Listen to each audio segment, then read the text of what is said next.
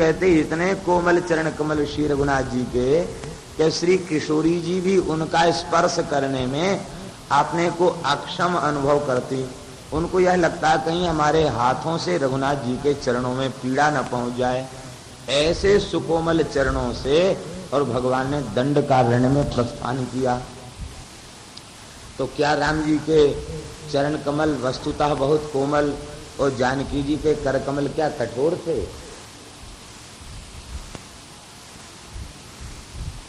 चरण की अपेक्षा हाथ तो वैसे भी स्वाभाविक रूप से अधिक कोमल होते हैं। तो उन कोमल कर कमलों से किशोरी जी स्पर्श करती हैं, उन्हें पीड़ा की अनुभूति होती। इसका क्या तात्पर्य? इसका तात्पर्य इतना ही है कि भगवान वस्तुतः जिस प्रकार का भाव भक्त करता है उसके अनुरूप ही उसे अनुभूति होती। श्री विदेहराज नंदिनी मैथिली का, श्री किशोरी जी का श्री रघुनाथ के प्रति अत्यंत मृदु और कोमलता का जो भाव है, उस भाव के कारण उन्हें ऐसी अनुभूति होती कि मेरे कर कमल कठोर हैं, श्री रघुनाथ के चरण कमल अतिशय कोमल हैं, इसलिए वे अपने कर कमल की कांति के द्वारा संवाहन करते। जानकी जी भी कम कोमल नहीं थी। श्री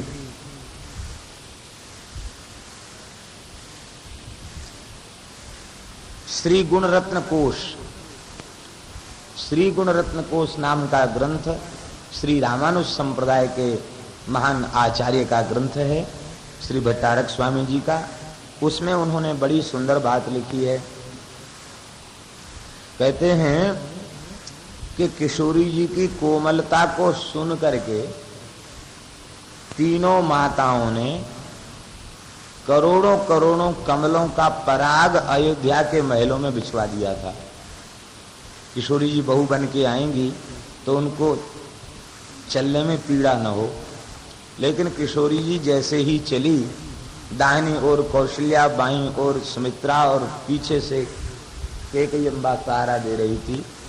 और जब विदेहराज नंदिनी चली, अभी 2 पग चली थी, तब तक अधर सूख गए, नेत्र मुरझा गए, तीनों माताएं विह्वल हो गईं। बेटी सीते, क्या कष्ट है चक्रवर्ती महाराज के महल में? किशोरी जी ने कहा कि नहीं माताजी, कोई कष्ट नहीं। नहीं नहीं, संकोच मत करो, बताओ। अधिक आग्रह करके जब पूछा तो श्री किशोरी जी ने कहा कि माँ, ये कमलों का पराग मेरे चरणों को पीड़ा पहुंचा रहा, चरण तल में कमल पराग चुभ रहा है, ये श्री जी की कोमलता। और आपकी दासी टकटकी लगा के देख रही है, उसकी नजर से ये मुख कमल मुरझा रहा है, अधर सूख रहे हैं, पीड़ा से अधर सूख रहे हैं, और आपकी दासी की नजर से मुख मुरझा रहा। अंचल में ढक लिया माताओं ने, गोद में उठा लिया। बोले नहीं, हमारी बहू गोद में चली। सत्योपाख्यान रामायण में वर्णन है कि एक बार अयोध्या पर कोई देवी आपदा आने वाली थी, तो उसमें व्यवस्था ये थी कि ब्राह्मण अनुष्ठान करेंगे और दीपक की बत्ती को सीता को आगे खिसकाना होगा। बत्ती कमजोर हो जाएगी तो सीता खिसकाएगी। निर्णय हो गया, किंतु जब कौशल्या जी ने सुना तो उन्होंने कहा कुछ भी हो जाए, सीता को ऐसी पीड़ा हमने नहीं सकती। गुरुदेव समर्थ हैं अपने तपोबल से विपत्ति का निवारण करें, लेकिन ये तो गोद में खेलने वाली श्री जी, झूले में हिंडोरे में बैठने वाली श्री किशोरी जी, श्री राघव की अंक में विराजमान श्री किशोरी जी, ये उठ करके बत्ती आगे बढ़ाना। श्री वशिष्ठ जी महाराज ने अपने तपोबल से विपत्ति को दूर किया, वो अनुष्ठान नहीं किया गया जिसमें सीता जी को बत्ती आगे बढ़ानी। श्री वृंदावन बिहारी लाल की। पाणि स्पर्शा क्षमाभ्याम व्रजत पथुरुजो यो हरिंद्रानुजाभ्याम। श्री हनुमान जी महाराज और श्री लक्ष्मण जी भगवान के चरण कमल दबा करके पीड़ा को दूर करते। वैरूप्यात् शूर्पणख्या प्रिय विरहरुषा रोपित भ्रू विजृंभा। आपने शूर्पणखा को विरूप बना दिया। पहले शूर्पणखा के नाक कान कटे हैं कि पहले हनुमान जी आए हैं? हनुमान जी तो बाद में आए हैं। सीता के छाया, सीता के अपहरण के बाद हनुमान जी आए, लेकिन यहाँ क्रम बदल दिया सुखदेव जी ने। पहले हनुमान जी और लक्ष्मण जी से चरण सेवा करा दी, बाद में शूर्पणखा को विरूप कराया। मानो ऐसे लगता है कि भगवान की सुकोमलता पर श्री सुखदेव जी इतने विह्वल हो गए कि उन्होंने कहा पता नहीं कब सूप खाएगी, नाक कान कटेगी, तब तक राम जी की सेवा कौन। इसलिए चरण सेवकों को पहले ही बुला लिया। हनुमान जी और लक्ष्मण जी चरण सेवा करके मार्गजनित श्रम को दूर करते। भगवान ने तनिक भ्रू को टेढ़ा किया कि महाराज उसी समय समुद्र खोलने लग गया। समुद्र पर सेतु का निर्माण किया और संपूर्ण राक्षसों के वन को जलाकर भस्म कर दिया। त्रस्ताब्धि बद्ध सेतु खलदव दहनः कौशलेन्द्रो वतान्न। खलदव दहन करने वाले कौशलेंद्र भगवान श्री राम हम सबकी रक्षा करें। भगवान के ऊपर कौन सी विपत्ति आ गई? सुखदेव जी के ऊपर जो कहते कौशलेंद्र भगवान हमारी रक्षा करें, इसके ऊपर संत भाव देते हैं। श्रीमद् महाप्रभु वल्लभाचार्य का भाव है कि रामचरित्र का स्मरण करके सुखदेव जी भाव में डूब गए और वे राममय हो गए। अब सोचने लगे कि अनंत रामचरित्र हृदय में आ गए स्मरण करते ही, अब कहीं रामचरित्र अपार रामचरित्र में पड़ गए तो फिर समय नहीं बचेगा कृष्ण कथा के लिए, राम कथा में ही समय पूरा हो जाएगा। इसलिए भगवान श्री राम से ही प्रार्थना करने लगे, हे कौशलेंद्र भगवान, आप ही समर्थ प्रभु हैं, कृपा करके अपने चरितामृत सिंधु में डूबते हुए मुझ दास को उबार लीजिए, जिसमें मैं कृष्णावतार की कथा परीक्षित को सुना सकूं। एक ही श्लोक में उबार लिया सरकार ने। यो लोक वीर समितो धनुरै समुग्रम सीता स्वयंवर गृहे त्रिशतोपनीतम आदाय बाल गजलील इवेक्षु यष्टिम सज्जीकृतम नृपविकृष्य बभंज मध्ये। यो लोकवीर शमितौ धनुरै समुग्रम। यह उतना प्रचंड धनुष था जिसको 300 वीर बड़े कठिनाई पूर्वक और उसको सभा में लेकर के आए। ऐसे उस धनुष को बालगज के समान, जैसे बालगज अपनी सूंड से किसी गन्ने को उखाड़ कर तोड़ दे, ऐसे भगवान ने उस धनुष को उठा करके बीच से तोड़ दिया। कमल नाल को तोड़ने का उदाहरण न देकर वे कमल नाल को तोड़ने का उदाहरण न देकर क्या उदाहरण दे रहे हैं? गन्ने को तोड़ने का उदाहरण दे रहे हैं। ये उपमा क्यों दी? ये उपमा इसलिए दी कि भाई देखो, तोड़ने में आनंद नहीं है, सुख नहीं है, जोड़ने में ही सुख है। लेकिन यहाँ धनुष टूटा तो अनादि दिव्य दंपति वे जुड़ गए। जुड़े तो पहले से ही थे, अनादि दिव्य दंपति हैं। तो अनादि दिव्य दंपति का पीतांबर नीलांबर उसका ग्रंथि बंधन हो गया। तो इस टूटने से भी ये जुड़े। और दो परिवार, एक ज्ञानियों का कुल, जनक का कुल, और एक महान योगियों का कुल, वह श्री दशरथ जी महाराज का कुल। तो ये दो कुल परस्पर जुड़ गए और विवाह की लीला में रसिकों को बहुत रस मिला। जैसे गन्ने के डंडे में ऊपर से नीचे तक रस ही रस होता है, ऐसी धनुर्भंग की लीला बड़ी रसमयी लीला है, क्योंकि धनुष के टूटने से ही ये विवाह की रसमयी लीला प्रकट भई। इसलिए वो गन्ने के डंडे को, जैसे गन्ने के डंडे में रसही रस होता है, ऐसी विवाह की लीला में रसही रस है। ये भाव दे करके श्री सुखदेव जी महाराज ने व्यक्त किया है। देखो, गन्ने को जब तोड़ा जाता है तो बीच से जब गन्ना तोड़ते हैं तो उसमें से भी रस टपकने लग जाता। गन्ने को तोड़ते इसमें से रस टपकने लग जाता। तो देखने में धनुष टूटा, लेकिन ऐसा रस टपकने लग गया कि महाराज ब्याह बारात सज धज करके आई। बारात जब अयोध्या से चली, बड़ी विशाल चतुरंगनी बारात थी, बहुत बड़ी बारात थी। कहते राम जी के ब्याह में सब सगुन गए, जितने विश्व ब्रह्मांड के शुभ शकुन मंगल थे सब राम जी की बारात में गए, मूर्तिमान होकर के गए। और अशगुन भी आए। अशगुन आए तो सबको भगा दिया। देवराज ने बोले चलो दो, राम जी की बारात में सब देवता जाएंगे, शुभ शकुन जाएंगे, अशगुनों को जाने की कोई जरूरत नहीं, सबको भगा दिया। कहते हुए सब अशगुन बेचारे किसी खेत में बैठकर सब रो रहे थे, उनकी बैठक हो रही थी। हाय, हमको देखो भगवान की बारात में नहीं जाने दिया। ये मामा जी का भाव है। तो कहते उधर से भोले बाबा भी बारात में जा रहे थे। विश्वनाथ हैं, इनको मन में बड़ी दया आ गई। बोले भाई आप लोग कौन हैं, क्यों रो रहे? महाराज हम अशुभ अशुगुन हैं, हम भी राम जी की बारात में जाना चाहते थे, सब देवताओं ने हमको मना कर दिया। इंद्र तो वज्र उठा के कहता सबको मार समाप्त कर दूंगा इस बारात में गए। तो वहां सगुन का काम है, अशगुन का काम नहीं है। अब शकुन का क्या काम है? तो महाराज इसलिए रो रहे हैं। बोले रो मत, ब्याह की लीला का यहीं बैठकर चिंतन करो। ठीक ही कहा जा रहा, तुम मत जाओ ब्याह में, लेकिन तुम्हारे समस्या को हम मिटा देंगे।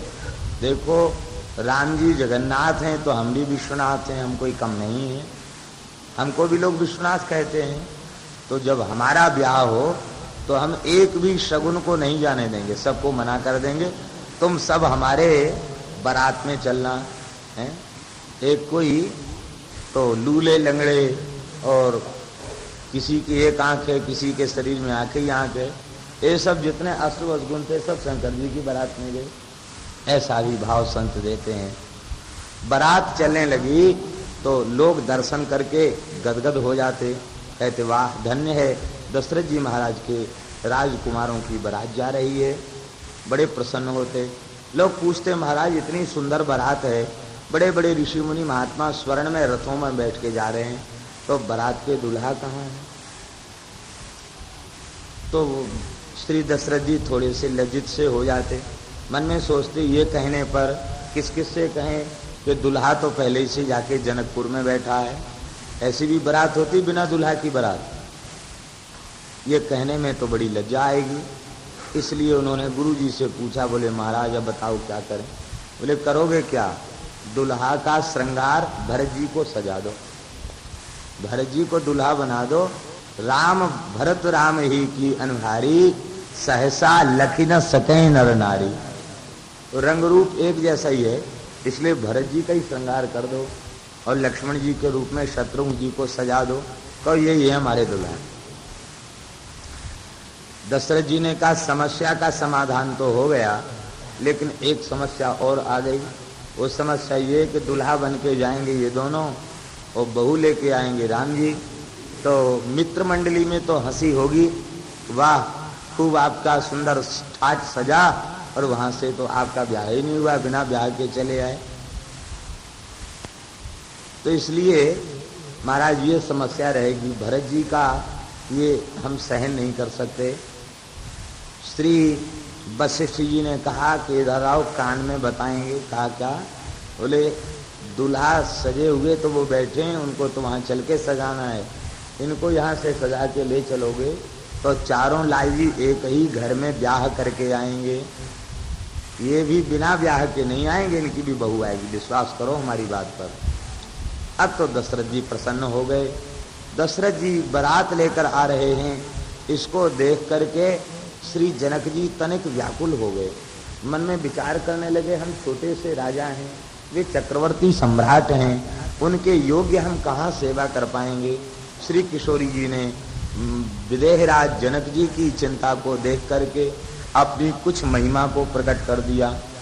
ऐसा वैभव, ऐसी संपत्ति प्रकट हो गई, ऐसा वैभव प्रकट हो गया कि जो संपदा नीच ग्रह सोहा तिहि बिलो की सुरनायक मोह।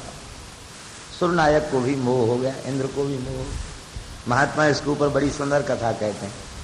कहते इंद्र आया ब्याह में सम्मिलित होने के लिए, तो उसने देखा बड़ा सुंदर मणियों का महल है, जगमगा रहा है, स्वर्णमय महल है, मणियां जगमगा रही हैं। और एक कोई बहुत दिव्य पुरुष और एक सुंदर सूक्ष्म बहुत कीमती रेशम की, महीन रेशम की धोती पहन के, आधी धोती पहने, आधी धोती ओढ़े, और सुंदर एक मणिमय पीठ पर बैठा है, प्रभाती कर रहा है। कितना बड़ा जलपात रखा है। सेवक उसके आजू बाजू खड़े हैं, कोई तौलिया लेकर, कोई जल लेकर, कोई झाड़ी लेकर खड़ा। इंद्र को मोह हो गया। इंद्र सोचने लगे कि या तो ये जनक जी हैं, या जनक जी के परिवार के कोई प्रतिष्ठित व्यक्ति हैं। अभी तो नहीं कितनी सेवा की जा रही है, इनका इतना ऐश्वर्य है, ऐसा महल है, तो चले इनसे पूछें कि आप अपना परिचय दें, आप कौन हैं, ब्याह की व्यवस्था के बारे में इनसे पूछें। जैसे उनके पास गए, इंद्र ने राम राम किया। तो महाराज नमस्कार, हम देवराज हैं, विवाह में सम्मिलित होने के लिए आए हैं। आप लगता है जनक जी के कुटुंबी हैं, या लगता है जनक ही होंगे, मैं आपको पहचान नहीं पा रहा हूँ। आप अपना परिचय दें और विवाह की व्यवस्था का उल्लेख करें। इतना सुनते ही वो पीढ़ा से उतर के और चरणों में गिर गया। अरे महाराज, हमको जनक जी का कुटुंबी आपने बता दिया, हम तो जनक जी के भंगी हैं, स्वपच हैं, हम झाड़ू लगाने का काम करते हैं। अरे राम राम, झाड़ू लगाने वाले कोई हमने परिवार का समझ लिया। यहाँ जो संपदा नीच ग्रह सोहा तेहि बिलोक सुरनायक मोह, उसको भी मोह हो गया इंद्र को। ब्रह्मा जी आए तो ब्रह्मा जी ने अपनी करनी कहीं नहीं देखी, सर्वत्र श्री किशोरी जी के वैभव को देखा। बोलो भक्तवत्सल भगवान। भगवान ने अवतार तो बहुत लिए, लेकिन दुल्हा बनने वाला सुख और ब्याह वाला सुख जो है वो विशेषकर रामावतार में ही उन्होंने प्राप्त किया। बड़ी विधि पूर्वक ब्याह बारात हुआ भगवान का, और क्या सुंदर विवाह की झांकी है, विवाह की शोभा है, उसका कौन वर्णन कर सकता है। श्री सीता जी के साथ भगवान का पाणी ग्रहण हुआ, उर्मिला जी का लक्ष्मण जी के साथ विवाह निश्चित हुआ, और श्री विश्वामित्र जी महाराज ने उर्मिला जी का वाग्दान कर लिया, और श्री वशिष्ठ जी ने उर्मिला जी का हाथ मांग लिया, और श्री विश्वामित्र बाबा ने श्रुतकीर्ति और मांडवी, जो शिरध्वज के छोटे भाई कुशध्वज थे, उनकी बेटी सीता, मांडवी और श्रुतकीर्ति, इनका हाथ मांग लिया। बोले हम ब्राह्मण हैं, हमको बिना किसी संकोच के मांगने का अधिकार है, इसलिए आपकी जो भतीजी हैं तो उनको हम भरत और शत्रुघ्न के लिए याचना करते हैं। आज सब गदगद हो गए, महाराज ये तो हमारा परम सौभाग्य है। चारों लाल जी का ब्याह हुआ, बड़ी अद्भुत विवाह की झांकी हुई।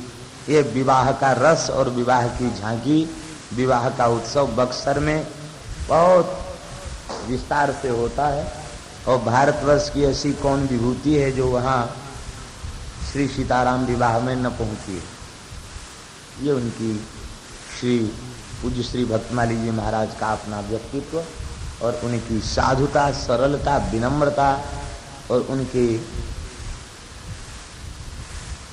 जो स्नेह है उससे खिंचे हुए महात्मा वहाँ पहुँचते हैं। अद्भुत विवाह का दर्शन वहाँ होता है। आज भी बारात निकलते समय, विवाह के समय लगता है कि ब्याह हो रहा।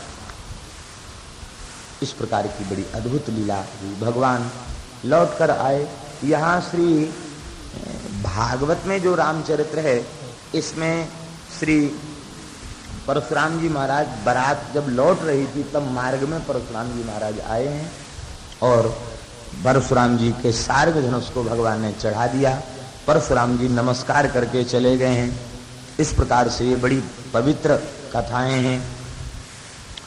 भगवान 22 वर्ष तक भगवान ने श्री अवध में निवास किया है विवाह के बाद, और उसमें कई बार भगवान श्री राम जनकपुर भी गए हैं। प्रायः लोगों के मन में ऐसा रहता है कि ब्याह के बाद किशोरी जी गई नहीं, ऐसा नहीं। प्रतिवर्ष जनकपुर भगवान जाते हैं, काफी समय वहां रहते हैं, तब लौट के आते हैं। विवाह के 22 वर्ष की आयु में भगवान का वनवास हुआ है, इसलिए 15 वर्ष की आयु में विवाह हुआ और 22 वर्ष की आयु में वनवास हुआ। 16, 17, 18, 19, 20, 21, 22 कम से कम 7 वर्ष तक पूरी अवध में रहे हैं और कई बार इस बीच में भगवान जनकपुर पधारे हैं। संतों के बीच में एक कथा और प्रसिद्ध है। कहते कि एक बार श्री रघुनाथ जी जनकपुर गए तो प्रेम पूर्वक मिथिलानियों ने सबने वहां रोक लिया, आवे ही नहीं। अब तो विह्वल हो गए श्री दशरथ जी महाराज, वे बिना रघुनाथ जी के जी नहीं सकते थे। बहुत बार बार सूचना भेजी, लेकिन जनक जी कहते थे कोई बात नहीं, फिर चले जाएंगे, नहीं जाने देते। तब श्री दशरथ जी ने एक पत्र लिखा जनक जी को, बोले हम 4 वस्तुओं की खोज में हैं, उनका परिचय आप कृपा करके दें, आप तो बड़े ज्ञानी हैं, तो आपकी अतिशय कृपा होगी। 4 वस्तुएं अवध भेज दें। 4 वस्तुएं कौन कौन थी? बोले कुमानुष, कुपक्षी, कुपशु और कुपात्र, ये 4 चीजें भेजी। याज्ञवल्क्य जी को बुलाया, सतानंद जी को बुलाया, बोले भाई चक्रवर्ती महाराज की चिट्ठी है, विचार करो। कुपात्र कौन है? खूब विचार करके लोगों ने कहा कि चलनी कुपात्र है। देखने में तो बर्तन जैसी होती है, लेकिन कुछ उसमें टिकता नहीं है चलनी में। चलनी को कुपात्र माना गया। कौआ को कुपक्षी माना गया और गीदड़ को, जिसको सियार कहते हैं, इसे कुपशु माना गया। और जो पुरुषत्व विहीन है, हिजड़ा है, नपुंसक है, उसे कुमानुष माना गया। ये 4 चीजें निश्चित हो गई। याज्ञवल्क्य जी ने कहा इनसे बुला के पूछ तो लो, ये अपनी बात को स्वीकार करते हैं कि नहीं। चलनी से पूछा कि तुम कुपात्र हो? उसने कहा कि कौन कहता मैं कुपात्र हूं, मैं तो रसोई घर का महत्वपूर्ण पात्र हूं, मेरे बिना रसोई बनी नहीं सकती। चलनी से ही आटा चाला जाता, नहीं तो हमारा सब चोकर वाली रोटी खाएंगे। तो मैं तो बहुत महत्वपूर्ण उपकरण हूँ, मैं कब कुपात्र हूँ? मुझे कुपात्र मानने वाले कुपात्र हैं, मैं कुपात्र नहीं हूँ। तो कुपात्र क्या है? बोले पान पात्र, मदिरा पात्र जो है वो कुपात्र है। मद्यपान में महापाप है, तो जिस पात्र में मदिरा पान किया जाता वो पात्र कुपात्र है। अच्छा चलो ठीक है। अब इसके बाद कौआ से कहा कि तुम कुपक्षी हो? कौआ बोला हम बिल्कुल कुपक्षी नहीं है, हमारे बिना श्राद्ध सफल नहीं होता। श्राद्ध में हमको काँव काँव करके बुला करके हमको बलि दी जाती है और भोजन के बाद काक बलि की व्यवस्था है। तो मुझे खिलाने से यमराज प्रसन्न होते, पितरों को तृप्ति होती है। हम कुपक्षी नहीं हैं। हम किस बात में कुपक्षी हैं? हम तो बड़े कुशल हैं। तो कुपक्षी कौन है? उसने कहा चमगादड़। ये उड़ता है लेकिन ये कुपक्षी है। चमगादड़ एक ऐसी विचित्र सृष्टि है भगवान की। ये ऐसा विचित्र जीव है कि मुंह से ही खाता है और मुख से ही मल त्याग करता है। खाना और मल त्याग करना, ये दोनों क्रियाएं चमगादड़ के मुंह से ही होती हैं। गोस्वामी जी ने लिखा है सबके निंदा जे जड़ करही, ते चमगादड़ हुई अब तरी। निंदा करने वाले चमगादड़ बनते हैं। ये उल्टा लटक जाता है, पहले खा लेता है, खाने के बाद उल्टा लटक जाता है। उल्टा लटकता है तो मुख मार्ग से ही मल का त्याग कर देता है। ये इसकी व्यवस्था है। तो चमगादड़ को कुपक्षी बता दिया। कौआ ने अपनी जगह सियार को बुलाया, बोले तुम कुपशु हो। सियार बोला हम तो बिल्कुल भी कुपशु नहीं, हम देखने में भले ही छोटे हैं, लंबा लंबा मुंह, मोटी पूंछ, लेकिन जंगल में सबसे छोटा प्राणी होने के बाद भी, पशु होने के बाद भी मेरी चतुराई सबसे ज्यादा प्रसिद्ध है। पंचतंत्र में भी सियारों की चतुराइयों की बड़ी बड़ी कथाएं हैं। इसका मतलब है ये बड़ा चतुर प्राणी है। तो चतुर प्राणी कुपशु कैसे हो सकता है? कुपशु तो सूकर है, जो विष्टा भोजी है और नालियों में लौटता, वो कुपशु है। सियार बहुत चतुर होता है, बहुत ज्यादा चतुर होता है। एक बार सियार घूमते घूमते एक सिंह की म्याद में जाकर बैठ गया और शेर आया तो सियार ने अपनी पत्नी से कहा कि बच्चों को रुला दो। बच्चों को रुला दिया गया। डांट के पूछा ये बच्चे क्यों रो रहे हैं? बोल रहे हैं ये शेर का मांस खाने के लिए रो रहे हैं। तो अभी मैं शेर को मार के लाता हूं, चुप कर इन बच्चों को। जैसे उसने डांट करके कहा, शेर ने सुन लिया। अरे बोले तो शेर को खाने वाले हैं ही तो शेर का सवा शेर भाग गए। ये शेर की चतुराई। एक शेर पिंजड़े में बंद था, पंडित जी जा रहे थे और शेर ने अनुनय बना करके पंडित जी से कहा कुंडी खोल दो। उन्होंने पिंजड़ा खोल दिया, शेर उनको ही पकड़ के खाने लग गया। तब तक एक सियार आया। पंडित जी बोले बचाओ बचाओ। सियार ने आकर कहा अरे आप जंगल के राजा होकर इस बेचारे ब्राह्मण को क्यों खा रहे हैं? अरे भाई ये मेरा भोजन है। पंडित जी से पूछा, पंडित जी बोले ये पिंजड़े में बंद था और मैंने इसको दया बस छोड़ दिया और ये हमको ही खाने के लिए तैयार हो गया। अच्छा, इतना सुनते वो सियार बोला कि ओहो, बड़े आश्चर्य की बात है, जंगल का राजा पिंजड़े में कैसे चला गया? हमारी समझ में नहीं आ रहा। शेर बार बार गुस्सा करके कहता है तू क्षुद्र जीव, तेरी खोपड़ी में कैसे समझ में आया? ये मनुष्य बड़ा बलवान है, हमको इस पिंजड़े में फंसा दिया। तो मैं जब तक इस स्थिति को देख नहीं लूंगा तब तक विश्वास नहीं करूंगा। शेर को बड़ा गुस्सा आया, वो तुरंत पिंजड़े के भीतर घुस गया। ऐसे में बंद था और पंडित जी ने ऐसे खोला। अब पंडित जी खोल के दिखाओ। तुरंत सियार ने इशारा किया कि बंद करो, तब तो खोल के दिखाया जाएगा। बंद करके कुंडी लगा दी और कहा अब इसको खोलना मत। पंडित जी दुष्टों पर दया नहीं की जाती है। तो सियार की चतुराई की कहानियां विष्णु शर्मा ने बहुत सियार की चतुराई की कहानियों को कहा है। उसने कहा हमारा सूकर कुपशु। अब कुमानुष के रूप में नपुंसक को प्रस्तुत किया गया। बोला नहीं, हमारी सृष्टि ब्रह्मा जी ने नारियों की रक्षा के लिए की है। राज परिवारों में पहले जो अंतःपुर के जो सेवक होते थे वे नपुंसक ही होते थे। उनको कंचुकी कहा जाता था। वे लंबे कुर्ता टोपी धारण करके वे वहाँ विशेष वेशभूषा में रहते थे, क्योंकि पुरुष मात्र का रनिवास में प्रवेश होता नहीं था। राजकुल की पवित्रता बनाए रखने के लिए उन्हीं को रक्षा का भार सौंपा जाता। तो मैं इतना महत्वपूर्ण हम लोग हैं और हमको तुम कुमानुष बताते हो। तो नपुंसक से पूछा कि कुमानुष कौन है? बोले जो घर छोड़ दे ससुराल में ही रहने लग जाए वो कुमानुष है। साच कुमानुष कहिए ताको, अधिक सासुरे भावे जाको।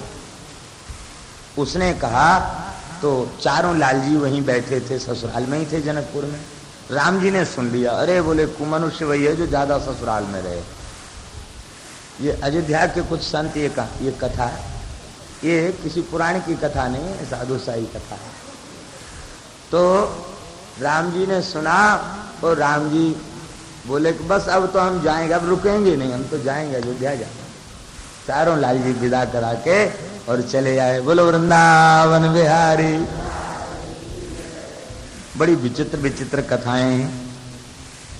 भगवान का वनवास हुआ और वनवास में भगवान ने श्रृंगवेरपुर में निषाद राज गुह को कृतार्थ किया, केवट को कृतार्थ किया, भरद्वाज ऋषि का दर्शन किया। श्री राम वियोग में दशरथ जी ने देह का त्याग किया, श्री भरत जी ने संस्कार किया, राम जी को मनाने चित्रकूट पहुंचे और तत्सुख सुखित रूप धर्म को पालन करते हुए श्री भरत जी महाराज ने नंदग्राम में राज्य की स्थापना की। भगवान श्री राम ने दंडकारण्य के मुनियों को कृतार्थ किया। श्री जटायु जी को पिता के समान आदर प्रदान किया। पंचवटी में भगवान निवास करने लगे। इसी बीच में भगवान ने श्री किशोरी जी को अग्नि में विराजमान कर दिया।